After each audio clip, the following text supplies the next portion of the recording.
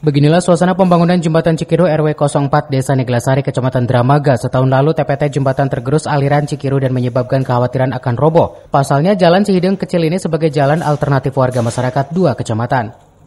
Volume kendaraan yang sudah meningkat melintasi jalan ini membuat Pemdes Neglasari segera memperbaiki dan membangun jembatan Cikiru dengan panjang 8 meter, lebar 4 meter. Anggaran yang dibiayai program Samisade dapat realisasikan. Saat ini penutupan jalan dilakukan selama pembangunan jembatan rampung, diperkirakan pertengahan November dibuka kembali.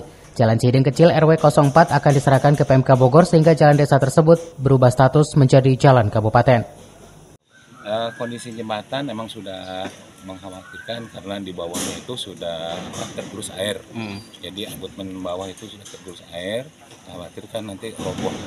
Insya Allah untuk kedepannya kami akan membuat perdes untuk peningkatan jalan dari jalan desa ke jalan kabupaten.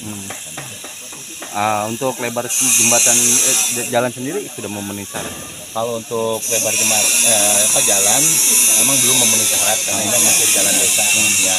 Dan nanti setelah perdes itu dibuat dan diserahkan nanti untuk peningkatan jalannya ke kabupaten, ya nanti terserah kabupaten untuk pelebaran jalan. Dari Dramaga, Kabupaten Bogor, Iman Abdurrahman melaporkan.